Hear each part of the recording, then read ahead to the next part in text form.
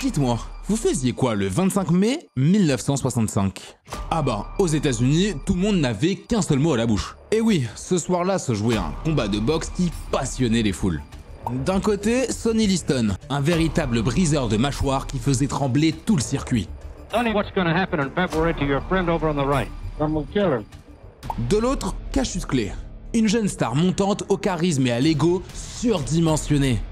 Kevin, what are we gonna do? You're gonna float like a butterfly and sting like a bee. Ah! No spoil, mais je peux déjà vous dire que ce duel allait rester dans les annales. Ouais, mais pas pour les bonnes raisons. Aujourd'hui, je vais vous dévoiler le récit d'un combat que beaucoup estiment truqué.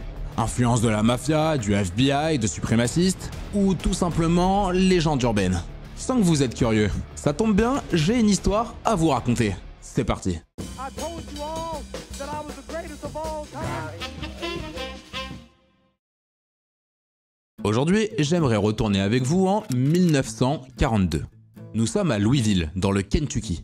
Le Kentucky, c'est dans le sud des États-Unis. Et qui dit sud des États-Unis dit ségrégation raciale. Après la guerre de sécession, les anciens États confédérés ont dû accepter l'émancipation des Noirs.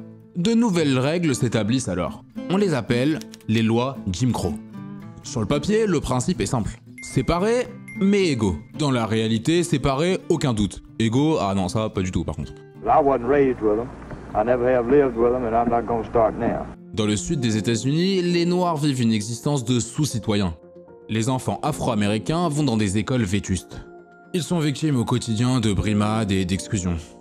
L'un de ces enfants noirs de Louisville portait le nom de Cassius Clay. Cassius est né en 1942 dans une famille modeste. Dès sa jeunesse, la ségrégation raciale le marque et le rend furieux. En 1955, le meurtre et le lynchage de l'adolescent Emmett Till le marquent profondément. Cassius est tellement énervé qu'il se déchaîne en vandalisant une gare avec un ami. Ah ouais, il y a quelque chose que je dois vous dire. Depuis qu'il est né, Cassius Clay n'est pas là pour se soumettre. Le garçon n'a pas sa langue dans sa poche et ne laisse personne lui marcher dessus. En 1954, un policier du nom de Joe Martin est en patrouille à Louisville. Il tombe alors dans la rue sur un jeune Cassius Clay âgé de 12 ans. Le gamin est furieux car on vient de lui voler son vélo. Il dit au policier que s'il retrouve le coupable, il lui bottera les fesses. Joe Martin lui répond que s'il veut prendre sa revanche, il devrait peut-être apprendre à se battre. Ça tombe bien parce que le policier c'est un coach de boxe à ses heures perdues. Sauf qu'avoir un prof, c'est pas trop le genre de Clay, non. Il refuse et s'en va plutôt chercher le salopard qui lui a volé sa bicyclette.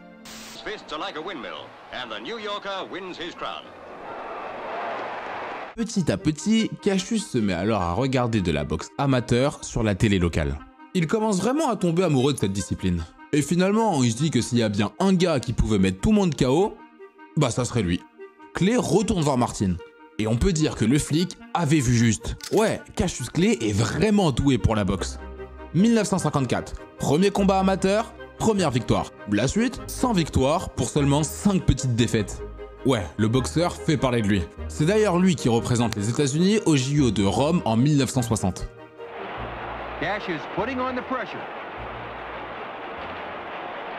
Il rentre à la maison avec la médaille d'or. Ouais, mais le hic, c'est que l'accueil n'est pas vraiment triomphant. En fait, Clay se rend compte vite de quelque chose. Médaillé olympique ou pas, il est toujours vu comme un sous-homme dans son pays natal. Quand il rentre à Louisville, un restaurant lui refuse une table sous prétexte qu'ils ne servent pas de noirs.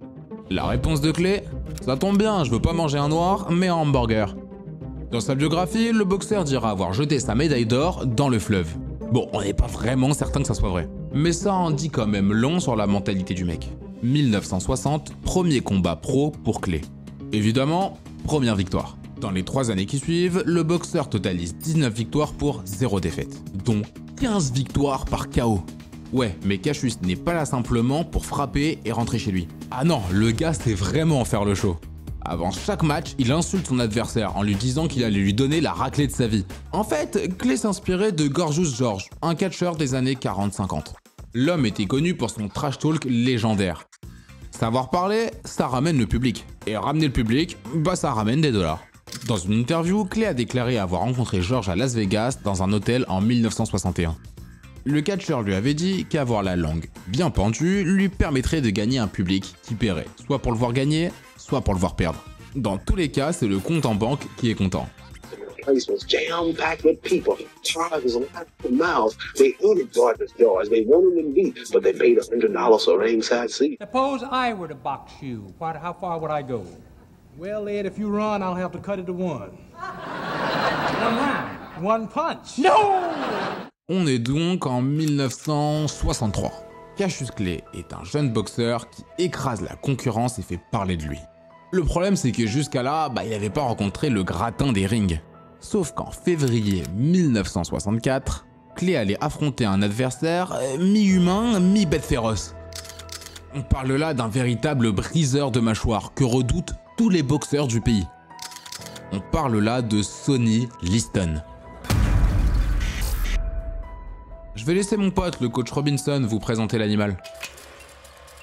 Lui, c'est Sonny Liston. Et un conseil, si tu croises ce gars, fuis. Sonny est né dans une famille pauvre de l'Arkansas profond. Le mec est le 24e enfant d'une fratrie de 25. Yeah, j'ai bien dit 25. Liston grandit avec un père qui distribuait des patates comme des bonbons à Halloween. Il dira, la seule éducation que j'ai reçue de mon père, c'est des raclés. Je dois te dire something. Personne ne sait vraiment quand Sonny Liston est né. 1932? 1928? Who knows? Déjà tout jeune, on peut dire que le mec traîne plus avec des flics qu'avec ses profs. Ah, et d'ailleurs, il ne sait même pas lire et écrire. Tu vois, son truc à lui, c'est plutôt les vols, les bastons, les braquages. Well, direction la prison. C'est là, derrière les barreaux du Missouri State Penitentiary, que le gars découvre la boxe. Pendant que d'autres jouent au domino, lui transforme ses paluches de 38 cm en armes de destruction massive. Dis-toi qu'il lui fallait des gants sur mesure, sinon ça rentrait pas. Un jour, un combat de boxe est organisé dans la prison. Sonny Liston affronte Thurman Wilson, un professionnel local. Après 2 rounds, Wilson a dit « Laissez-moi partir, ce mec va me tuer ». Quand il sort de tôle, Liston est déjà une légende de la rue. Le gars traîne avec des criminels sans foi ni loi. Même le champion Floyd Patterson ose pas monter sur le ring face à lui. « Je vais pas me faire descendre », qu'il dira. Tu peux pas esquiver pour toujours, my man. En 1962, boum, premier round, Patterson au tapis. Aucun champion n'avait perdu un fight aussi rapidement. Patterson a tellement honte qu'il quitte la ville déguisé avec une fausse barbe. True story. 10 mois plus tard, c'est l'heure du rematch. Cette fois, Patterson dure 4 secondes de plus. 4 petites secondes. J'espère qu'il était plus performant avec sa femme. À ce moment-là, Sonny Liston n'était plus un homme. C'était une bête féroce avec des gants de boxe. Et autant te dire que ce mec-là pouvait dévorer tout le monde. You feel me? Je crois que vous avez compris que Sonny Liston, c'est pas vraiment le genre de gars qu'on veut inviter pour une soirée pyjama. Le mec fait peur, et pas que sur les rings de boxe. Dès ses premières années, le boxeur a des connexions avec la mafia. Sa carrière est gérée par des personnes très peu fréquentables. Celui qu'on appelle l'ours dépense sans compter dans les casinos de Las Vegas. Lui et son entourage sont tellement craints que même les journalistes ont peur de l'interviewer. Ouais, tout le monde tremble devant Sonny Liston. Tout le monde? Ah bah non, parce que Cassius Clay lui veut montrer qui est le nouveau boss. Might be great, but he will leave in 8. If he want to go to heaven, I'll get him in 7. And if he don't want to fight, he should keep himself home that night. Ouais, mais la planète boxe est certaine que Clay va se faire atomiser. Le Los Angeles Times écrit « La seule chose à laquelle Clay peut battre Liston est à la lecture du dictionnaire. » Sur les 46 journalistes présents, 43 avaient prédit un KO de Liston. Bien que Liston soit archi favori, Cassius Clay, il fait du Cassius Clay. Il répète à qui veut l'entendre que son adversaire, il fait pas le poids face à lui. New Year's revolution is to knock out that big ugly bear, shake up the whole world in 1964, and talk no more. What's going to happen in February to your friend over on the right? I'm going to kill him.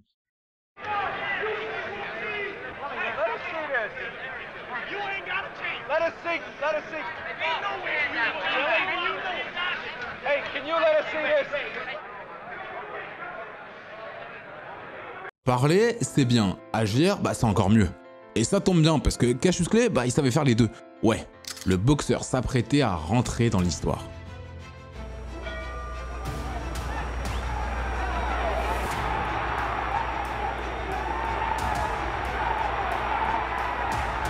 Another jarring right hand that time, folks. Another one. Sonny wobbles. Cassius has him hurt. Get up there, Joe. Get up there. Get up in the ring. great. I don't have a mark on my face. And I upset Sonny Liston. And I just turned 22 years old. I must be the greatest. I shook up the world. I shook up the world. Vole comme un papillon, pique comme une abeille. Voilà que Cassius Clay secoue toute la planète. Liston est totalement dominé par un Clay bien plus énergique et rapide. Au début du 7e round, l'ours abandonne carrément. Alors ouais, ce combat éveille déjà quelques suspicions de fraude. Mais peu importe, c'est bien celui-là qui fera rentrer le boxeur dans la légende. Cassius Clay est beau, il parle bien et il boxe à la perfection. Bref, l'homme avait tout pour devenir la nouvelle coqueluche de l'Amérique. Ouais, sauf que tout va pas se passer comme prévu.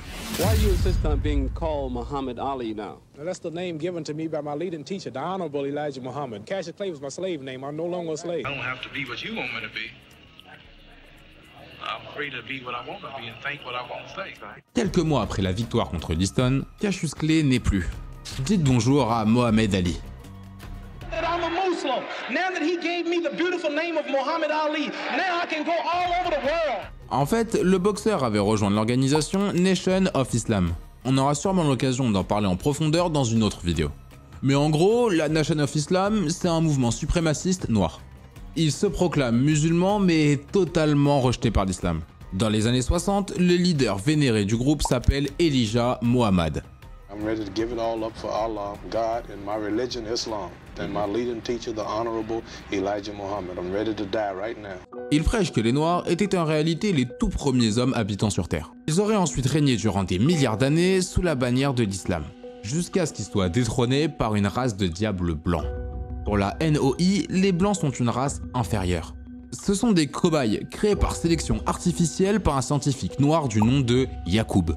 Bon, alors aujourd'hui, on peut trouver ça totalement incongru. Mais quand on se plonge dans les États-Unis des années 60, quand on réalise la détresse mentale et physique de nombreux Afro-Américains, bah on peut comprendre que le message leur parle. L'un des grands noms du mouvement, c'est Malcolm X. Sauf que quand l'homme commence à critiquer la secte, il est de plus en plus ostracisé. Ali finira par publiquement tourner le dos à Malcolm X. Anybody else who attacks or talks about attacking that Elijah Muhammad will die. Un an plus tard, l'orateur est assassiné. 3 membres de la Nation of Islam sont condamnés pour le meurtre. En tout cas, la Nation of Islam a mis la main sur Mohamed Ali et en fait son petit chouchou. Ah, et aussi, c'est le fils du chef Elijah Muhammad qui devient manager du boxeur. Et croyez-moi qu'il va s'en mettre plein les poches. Bon, on retourne sur le ring ?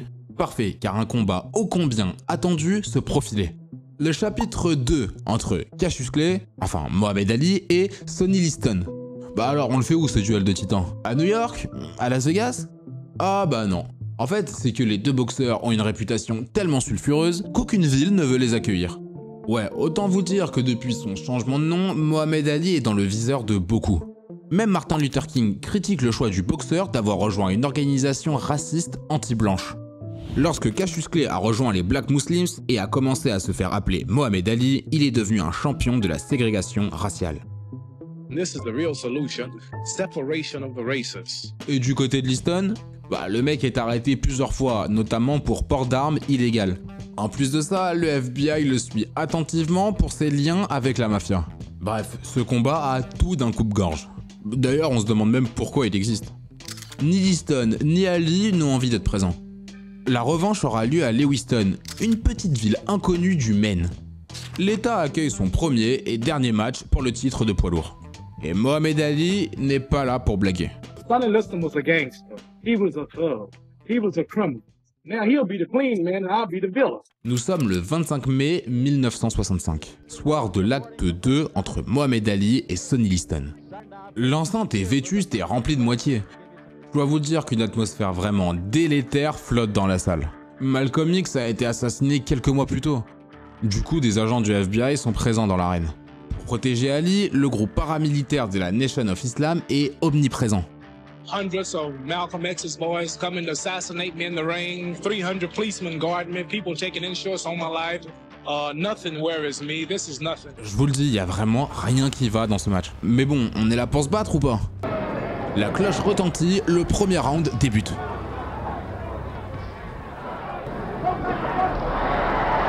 Moins de 2 minutes plus tard, Ali balance une droite improbable à Liston. L'ours s'écroule. Ali lui demande de se relever. Il lui dit bah t'es qu'une mauviette. Joe Walcott, arbitre du match, ne compte pas Liston correctement. Quelques instants plus tard, Mohamed Ali est déclaré vainqueur. Didn't I tell the world that I had a surprise? Cette photo de Neil Leifer est devenue l'une des plus mémorables de l'histoire du sport. On croirait y voir une victoire légendaire de Ali sur Liston. En vérité, disons que ce combat n'est pas vraiment le plus glorieux des annales de la boxe. À peine 104 secondes, c'est ce qu'il a fallu à Ali pour terrasser Liston. Le public était furieux, certains n'étaient même pas encore arrivés. Dès la fin du combat, on se plaint de cette mascarade. La première question, est-ce que Liston a vraiment été touché? C'est pas facile à dire. Il semble que oui. Mais a-t-il été sonné pour être KO à ce point? Ah, ça, on en est moins certain. Certains spectateurs disent avoir vu un jab parfait, d'autres une simulation de Liston. D'ailleurs, ce match restera connu sous le nom du punch fantôme. What's your view of the film? Well, there's very little to see, except I saw the punch, and the list looked very slow, and there was so much confusion, you can't tell what was going on. Clay was in no position at the time to throw a solid punch. Bon, on peut pas savoir avec certitude si le coup d'Ali a mis Liston KO. D'accord, mais pourquoi l'arbitre n'a même pas compté? Il dira. Que je le compte ou non, cela fait aucune différence. J'aurais pu aller jusqu'à 24. Liston était dans le monde des rêves. Et la seule chose qui aurait pu arriver, ce soit qu'il se fasse sérieusement amocher. From the time the punch started to the where it landed, it was 4/100ths of a second, which is an eye blink. Like a camera flash, that's 400ths of a second. Now, the minute I hit Sonny Liston, all of those people blinked at that moment. That's why they didn't see the punch. Lui, la montagne Sonny Liston qui s'écroule si facilement en seulement 104 secondes. Dès la fin du combat, le public siffle et crie au scandale. D'ailleurs, même Ali n'était pas certain d'avoir touché Liston. On peut voir le boxeur demander à son équipe s'il avait bien atteint sa cible. Après le combat, Ali dira à son manager que Liston s'était couché. Ouais, mais la Nation of Islam ne veut pas entendre parler de ça. Pour eux, faut accepter la victoire sans trop poser de questions. I feel sorry for Sonny because you people now don't care much about him now that he has lost. Quand le match se termine, le boxeur George Chuvalo monte sur le ring en insultant Ali de tricheur. Lorsqu'il voit Sonny Liston, il sera catégorique. Pour lui, l'ours ne faisait que de la comédie. Et voilà comment ce triste combat resta dans les annales comme un des plus controversés de l'histoire de la boxe. Phantom Punch, d'accord. Mais si ce match était truqué, à qui aurait profité le crime? Explication la plus probable, Liston devait de l'argent à la mafia. Il l'aurait forcé à abandonner le match pour truquer les paris. Autre théorie également possible, la Nation of Islam a menacé de mort Liston s'ils ne laissaient pas leur poulain gagner. Pour beaucoup, deux faits irréfutables prouvent que le combat était truqué. Pourquoi Sonny Liston ne s'est pas plaint avant et après le duel du manque de compte de l'arbitre? Et ensuite, si le coup était si puissant, pourquoi Ali était si dubitatif quand Liston était au sol? Plus tard, Sonny Liston avouera s'être couché. Pour lui, la Nation of Islam était trop menaçante. Liston voulait pas finir au cimetière comme Malcolm X. Ce gars était dingue, je ne voulais pas avoir d'histoire avec lui. Et il y avait les musulmans qui arrivaient. Du coup, je me suis couché. Je n'ai pas été touché. Alors, est-ce que ce combat était truqué? Bah certainement. Mais bon, on n'en sera jamais vraiment certain. Et la suite de tout ça? Sur et en dehors des rings, Mohamed Ali devient une véritable icône. Il est aujourd'hui unanimement considéré comme le plus grand boxeur de l'histoire. Peut-être même l'un des plus grands sportifs de l'histoire. Everybody stop talking now. Attention. I told you, all of my critics, I told you all that I was the greatest of all time when I beat Sonny Liston. I told you today, I'm still the greatest of all time.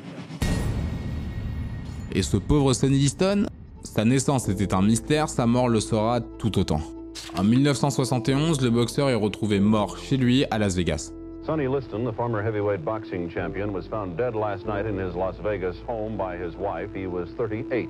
He had been dead for at least a week. An autopsy failed to show the cause of death. Officiellement, il succombe à une overdose d'héroïne. Sauf que, encore une fois, certaines évidences ne collent pas. On retrouve chez lui de nombreuses seringues. Mais tout le monde s'accorde à dire que Liston en avait la phobie. En revanche, on était certain qu'il était accro à la drogue et au jeu. Et en plus, on sait qu'il devait beaucoup d'argent à la mafia. Disons que ses jours étaient comptés déjà depuis longtemps. Alors, Phantom Punch, victoire légitime? Bah finalement, la beauté de ce match est peut-être dans le mystère qui l'entoure. Mais bon, de vous à moi, on peut dire que l'ours a vendu sa peau pour éviter de se faire tuer. Bah dites-moi, je crois qu'on vient de finir une histoire bien sympathique, hein? Si vous aimez ce qu'on vous propose sur cette chaîne, n'hésitez pas à vous abonner pour rien rater de nos futures vidéos. Bon allez, sur ce, moi je vous souhaite une excellente nuit et je vous dis à très bientôt.